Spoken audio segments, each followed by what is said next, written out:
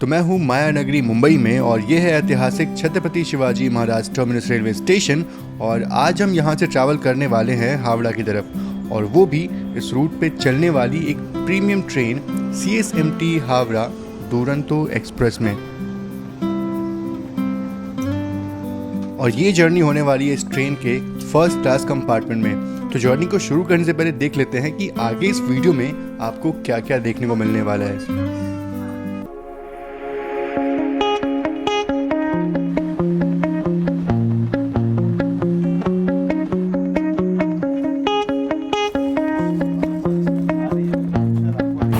और ये है लेजेंडरी कामायनी एक्सप्रेस। की रफ्तार को मेंटेन कर पाना ये पॉसिबल नहीं है।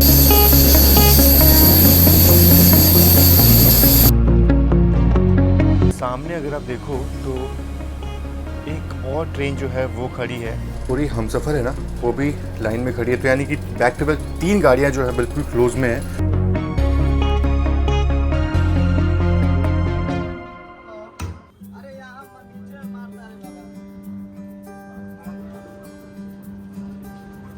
Number 12261 Mumbai CSMT Howrah AC Duronto express, जो कि यहाँ CSMT से ठीक 5:15 से निकलकर 1965 किलोमीटर की यात्रा को 27 घंटे में पूरा कर हावड़ा रात 8:15 पे पहुँचने वाली है।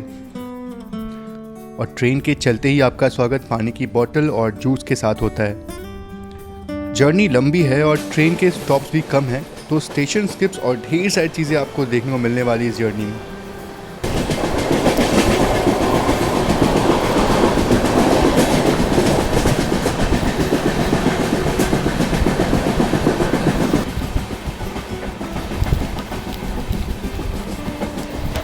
जूस के तुरंत बाद इवनिंग टी भी आ जाती है। तो चाय में सिर्फ चाय नहीं मिलती है, बहुत सारी चीज़ें मिल जाती हैं। जैसे कि ये वेजिटेबल सैंडविच जो है वो मिल जाती है, कचौरी जो है वो मिल जाती है, और जूस आपको स्टार्टिंग मिलता है। यार एक ज़माने में ना बनी बनाई चाय जो है वो आपको मिलती थी फर्स्ट क्लास में, लेकिन आजकल तो सब चीज़ें रेयर हो गई हैं। एकदम जो स्टैंडर्ड है ना बिल्कुल गिर चुका है। तो फिलहाल ये है कल्याण जंक्शन, और यहाँ से ना जो पुणे की लाइन है और भुसावल वाली लाइन है वो यहाँ से अलग हो जाती है। बिल्कुल ये जो आप लाइन देख रहे हैं, ये लाइन यहाँ से निकल जाएगी पुणे की तरफ वाया लोनावला कर्जत होते हुए। और क्या खूबसूरत सनसेट जो है वो हो रहा है।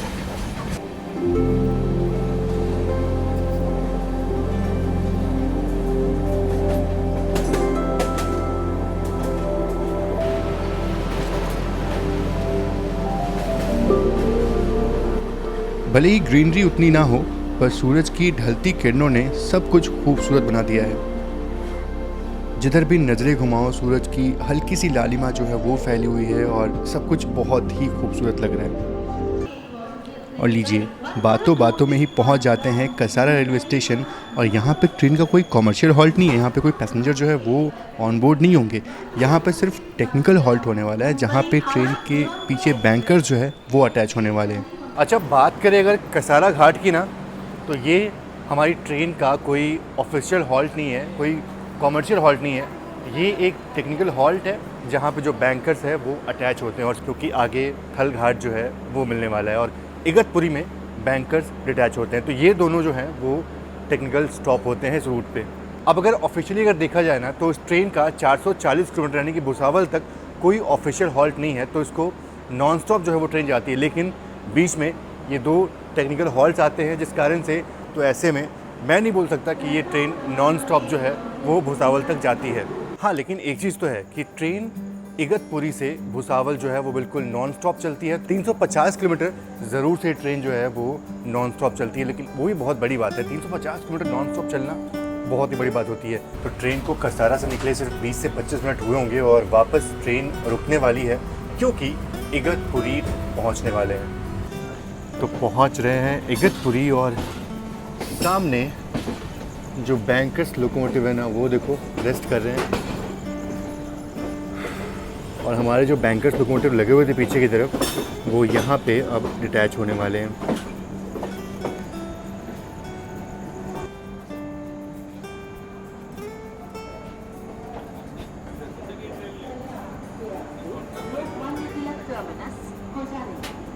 और ये है लेजेंडरी कामायनी एक्सप्रेस, वाराणसी लोकमान्य तिलक। मेरे घर की तरफ से आ रही है ये ट्रेन। अच्छा, यहाँ मैं इगतपुरी का अराइवल ले रहा हूँ और इधर भैया सूप जो है वो रेडी कर चुके हैं। बोल रहे भैया सूप जो है वो आप पहले ले लो।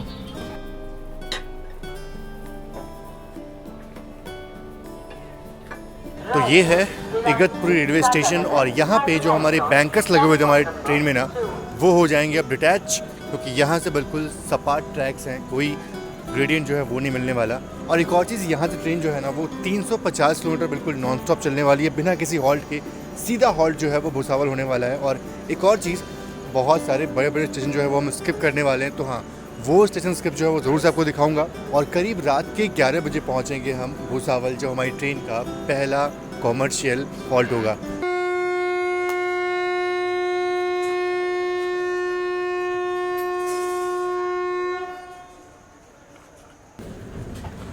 और सामने जो कामायनी एक्सप्रेस खड़ी है ना, इसका भी अराइवल लोकमान्य तिलक में अराउंड 11 बजे का है।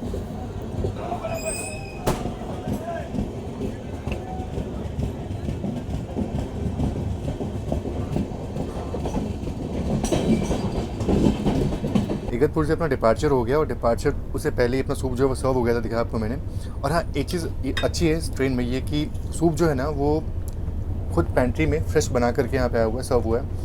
जो नॉर्मली जो पैकेट के सूप होते हैं जो आपको यहाँ पे खुद बनाना पड़ता है, वो नहीं है, तो ये चीज़ काफ़ी अच्छी है। और टेस्ट भी उस हिसाब से काफ़ी अच्छा है। मतलब अगर पेंट्री में उसको बनाया जा रहा है फ्रेश तरीके से वेजिटेबल्स डाल करके, तो ज़ाहिर तौर पे उसका टेस्ट जो है वो अलग होने वाला है। हालांकि कहीं कहीं जो पैकेट वाले सूप होते हैं वो सही लगते हैं, लेकिन उनके तुलना में ये सूप ज़्यादा अच्छा है।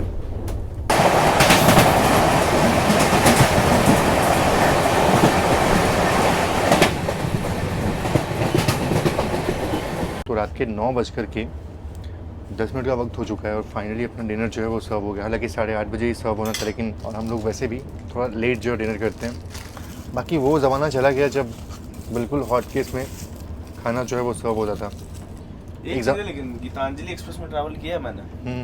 उसका नॉर्मल दाल चावल सब्जी रोटी का जो थाली आता है ना 80 रुपए वाला, वो खा लोगे तो दिमाग शूट हो जाएगा, एकदम घरेलू हाल हो जाएगा। कभी ज़रूर से ट्राई करूँगा, उसमें भी ज़रूर से ट्रैवल करूँगा सिर्फ उसी के लिए। वैसे मुझे उसमें ट्रैवल करना भी है, बहुत दिन से मन है उसमें ट्रैवल करने का।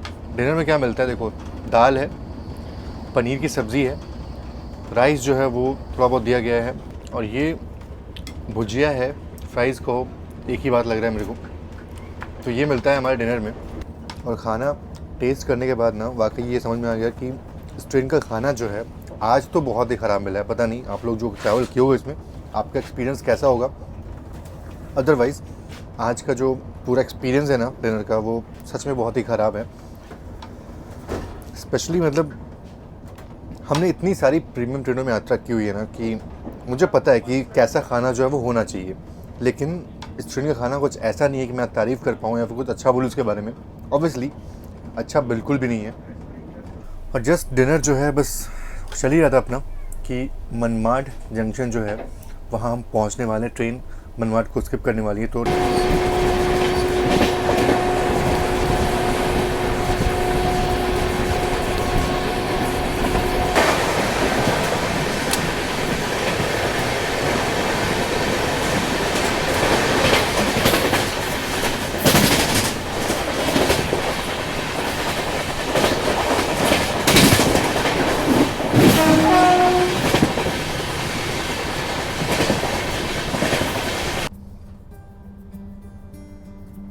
तो जैसा कि आपको शक्ल देख के समझ में आ गया होगा कि मैं सो गया था और सो के अभी उठा हूँ। रात के करीब 11:30 का वक्त हो रहा है और फाइनली ट्रेन जो है वो अपने पहले कॉमर्शियल हॉल्ट यानी कि भुसावल जंक्शन जो है बस पहुँच रही है।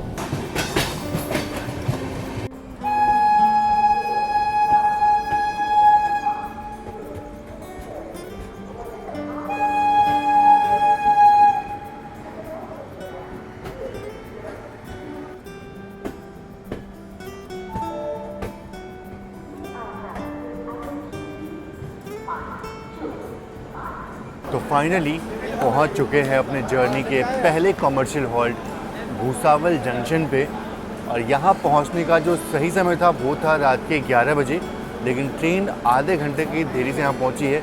हालांकि ट्रेन जो थी ना वो 1 घंटे की देरी से चल रही थी, लेकिन यहाँ आते आते ट्रेन सिर्फ आधे घंटे के देरी के साथ पहुँची है।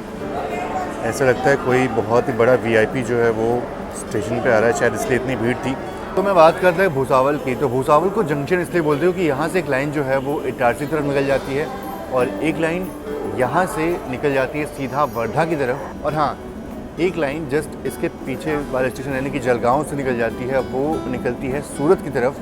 यानी कि जिन ट्रेनों को गुजरात की तरफ जाना होता है यानी कि सूरत की तरफ जाना होता है, तो वो ट्रेनें जलगांव से अपना डायरेक्शन जो है वो चेंज कर लेती हैं। अगर सही मायनों में देखा जाए ना तो ये ओरिजिनल लिवरी है हमारे दुरंतो एक्सप्रेस की, लेकिन हमारी ट्रेन में सिर्फ पेंट्री कार में ही ये जो ओरिजिनल लिवरी है वो दिखी मुझे।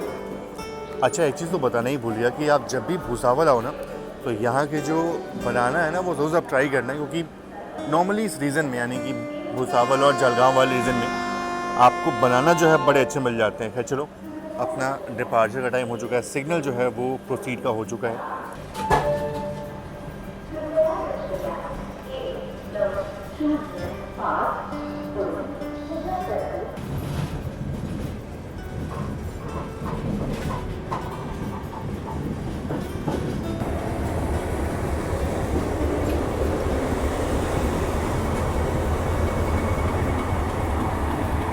तो रात के करीब 12 बज चुके हैं, भूसावल से ट्रेन निकल चुकी है और अब सीधे मिलते हैं यहाँ पे सुबह के वक्त में। जो हमारी ट्रेन पता नहीं कहाँ पहुँच रही होगी, रायपुर पहुँच रही होगी, मे बी रायपुर पहुँच रही होगी, उससे पहले ही अगर नींद खुलती है तो वहाँ मिलता हूँ सीधे आपसे। और अभी रेस्ट करते हैं ताकि कल पूरा दिन आपको जो वो नया रूट है, नया रूट तो नहीं है वैसे भी, लेकिन फिर भी हाँ बहुत कम बारी मैंने एक्सप्लोर किया उस रूट को, तो वो रूट को हम एक्सप्लोर करेंगे इस दुरंतो एक्सप्रेस से। और सिर्फ 2-3 हॉल्ट हैं पूरे दिन में, तो बहुत सारे अच्छे स्क्रिप्ट्स मिलने वाले, बहुत सारे एक्शन आपको मिलने वाले, तो उसके लिए वेट करते हैं। फिलहाल रेस्ट करते हैं और मिलते हैं सीधा सुबह के वक्त।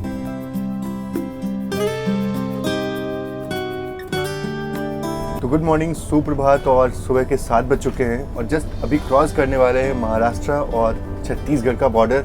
बस शुरू होने वाला है डूंगरगढ़ फॉरेस्ट एरिया, तो चलते हैं वो देखते हैं। और थोड़ा लेट उठा मैं, बाकी बहुत पहले से उठा, 5 बजे उठ करके नागपुर जो है नायमन क्रॉसिंग हर चीज़ लिया हुआ है भाई ने। बाकी चलो अभी भी उठ चुके हैं और चलते हैं बाहर और आपको डूंगरगढ़ फॉरेस्ट जो है ना वो अच्छे से दिखाते हैं, क्योंकि पिछली बार जब गए तो वंदे भारत में गए थे और वंदे भारत पूरा पैक्ड रहती है। आज थोड़ा खुली सांस लेकर के आपको फॉरेस्ट एरिया जो है वो दिखाते हैं। पर बाहर जाते उससे पहले हमारी चाय आ जाती है, तो जब तक मैं चाय पी रहा हूँ तब तक आप बाहर डोंगरगढ़ के जंगलों को बहुत करीब से देखिए।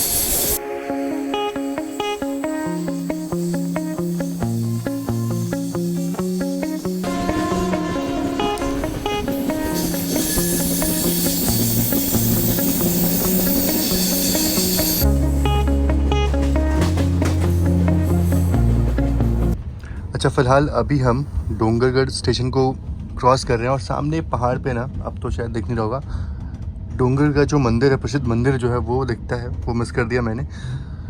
बाकी अब इसके बाद राजनांदगांव और फिर रायपुर और आखिर में बिलासपुर जो है वो ट्रेन पहुंचने वाली है। अब देखने की बात ये है, नहीं वो बात बताऊंगा मैं क्या दिखाना है आपको। फ़िलहाल तो अभी अपना ब्रेकफास्ट जो है वो एंजॉय करते हैं। अच्छा, बात करें अगर रफ्तार की, तो फ़िलहाल ट्रेन फ्लैट 130 की रफ्तार में चल रही है। वैसे नागपुर के बाद ही ये जो रफ्तार है वो इसको मिल गई थी, लेकिन बीच में फॉरेस्ट एरिया आता है, इसलिए थोड़ा सा ट्रेन जो है ना वो अपनी स्पीड वेरिएशन जो है वो दिखाती है। बाकी नागपुर से ना पूरा एंड तक 130 का सेक्शन है और वो ट्रैक जो है वो फ्यूचर 160 के लिए फिट है। लेकिन वही बात कि बीच में पहाड़ी एरिया आते हैं, फॉरेस्ट एरिया आते हैं, तो ऐसे में 130 की रफ्तार को मेंटेन कर पाना ये पॉसिबल नहीं है। और ट्रेन की साफ़ सफाई भी बहुत अच्छी रहती है। फर्स्ट क्लास में तो अच्छी है, बाकी सेकंड क्लास में भी ट्रेन की साफ़ सफाई बहुत ही ठीक ठाक थी। और फिलहाल हमारी ट्रेन जो है वो राजनांद गांव को स्किप करने वाली थी, लेकिन सामने अगर आप देखो तो एक और ट्रेन जो है वो खड़ी है, अगर आपको दिख रहा हो तो, और इसीलिए हमारी ट्रेन यहाँ पे अब रुक चुकी है। अब वो कौन सी ट्रेन है इसका तो बिल्कुल भी आइडिया नहीं है, लेकिन इतना तो तय है कि सेम ट्रैक पे ही वो ट्रेन खड़ी है। ये देखो, हालांकि ज़्यादा जूम कर नहीं पा रहा हूँ मैं। तो सामने जो ट्रेन खड़ी है वो पता नहीं कौन सी ट्रेन है, लेकिन हाँ जो पूरी हमसफ़र है ना वो भी लाइन में खड़ी है। तो यानी कि बैक टू बैक 3 गाड़ियाँ जो है बिल्कुल क्लोज में हैं।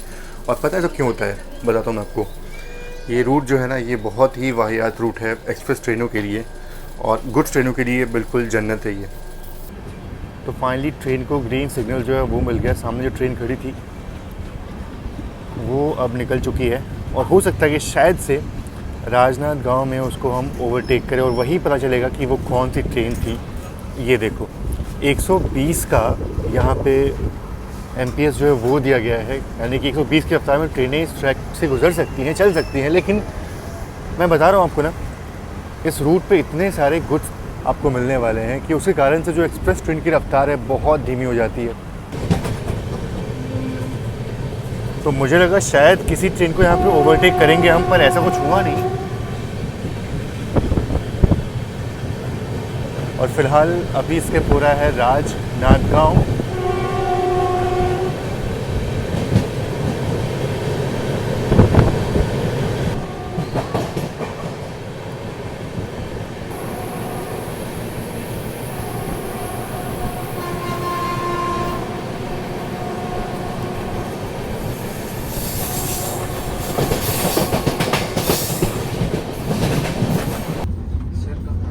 अभी राजनांद गांव जो है वो स्किप हुआ, और स्किप होने के तुरंत बाद यानी कि करीब 8:30 बजे अपना ब्रेकफास्ट जो है वो सर्व हो गया।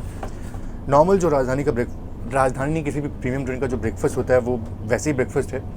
और बाकी आज ना कुछ कॉन्टिनेंटल जो हमने बोला था कटलेट तो ठीक है मिलता ही है, तो ये सब कुछ ऑप्शन में है ब्रेकफास्ट में आज।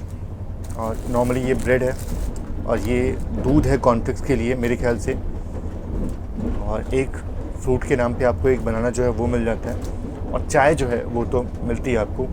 तो ये सारी चीज़ें हैं आज के ब्रेकफास्ट में। इसको फिनिश तो फ़िलहाल अभी तो नहीं कर सकते क्योंकि अभी जाना है हमें दुर्ग आने वाला है, और दुर्ग से पहले जो एक नदी आती है, नदी का नाम मैं भूल रहा हूँ, उसको क्या बोलते हैं, याद आएगा बताऊँगा मैं, पर वो बहुत ही बड़ी नदी है, शिवनाथ नदी, बिल्कुल हाँ।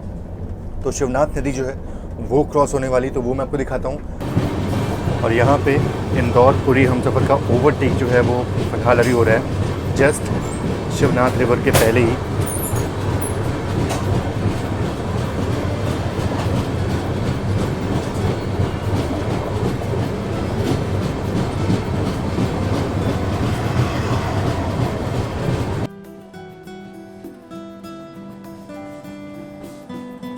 वाह, WAG9 एक गुड्स ओनली लोकोमोटिव एक पैसेंजर ट्रेन को खींच रहा तो है। अपना ब्रेकफास्ट ऐसे ही पड़ा है, और फिलहाल अभी हमारी ट्रेन जो है वो दुर्ग जंक्शन को स्किप करने वाली है। तो पहले वो जो है वो देख लेते हैं, खाना पीना चलता ही रहेगा। वैसे दुर्ग में अपनी ट्रेन का हॉल्ट नहीं, ट्रेन रुकने वाली नहीं है, लेकिन जिस हिसाब से ट्रेनें भी स्लो हुई है ना, तो जो लोग उल्टा मुंह करके, उल्टा उल्टा उल्टा उल्टा, हाँ। आराम से धीरे से उतरो, उल्टा आराम से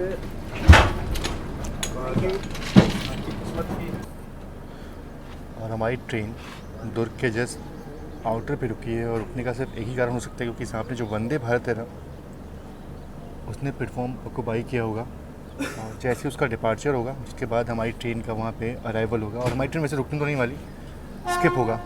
सेकंड एसी के ब्रेकफास्ट में क्या मिलता है भैया? हम लोग का ब्रेकफास्ट है वेज में ब्रेड कलर रहता, नॉन वेज में ब्रेड ऑमलेट रहता। अच्छा कोई- ब्रेड, अच्छा कटलेट और ऑमलेट यही होता है बस ना, यहाँ पे कटलेट या ऑमलेट जो भी होगा हो जाएगा। कोई उपमा मांगता है, उपमा। अच्छा उपमा भी है, हाँ, कोई मांगता है। अच्छा उपमा और कटलेट में ऑप्शन है ना वेज में। हाँ, चलो तो ये है सेकंड एसी का ब्रेकफास्ट। नॉन वेज में ऑमलेट, कोई बॉयल एग भी ऑप्शन। अच्छा बॉयल एग या फिर ऑमलेट। और सामने वंदे भारत जो है वो जा रही है।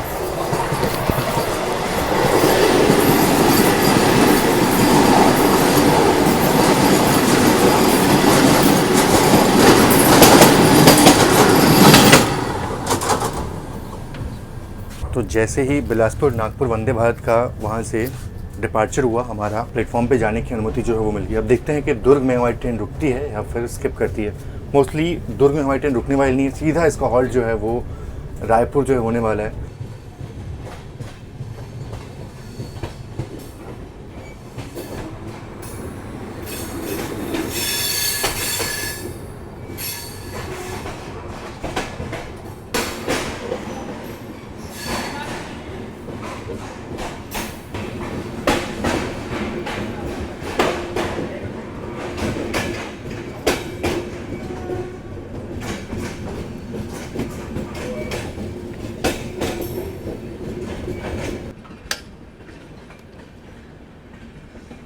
तो ये हमने स्किप किया दुर्ग जंक्शन को, बहुत ही स्लो स्किप था, वो भी प्लेटफॉर्म स्किप दिया।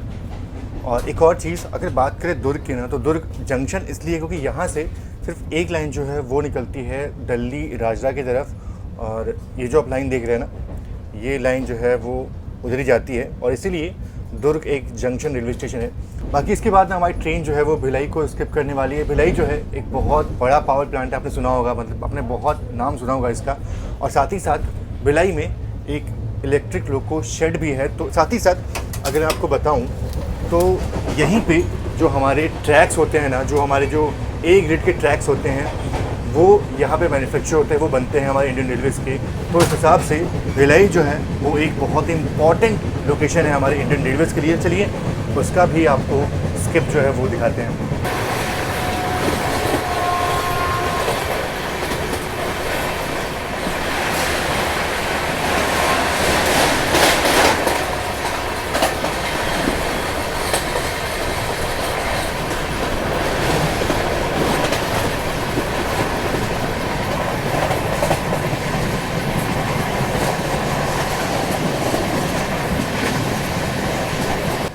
भिलाई की बात करें तो छत्तीसगढ़ का एक प्रमुख शहर है ये, जो कि इंडस्ट्री जहाँ पे steel plant, JP cement, Bhilai power plant, steel authority of India, और एजुकेशन की बात करें तो Indian institute of technology Bhilai यानी कि IIT भिलाई भी यहाँ मौजूद है। तो हर तरह से ये शहर छत्तीसगढ़ का बहुत प्रमुख शहर बन जाता है।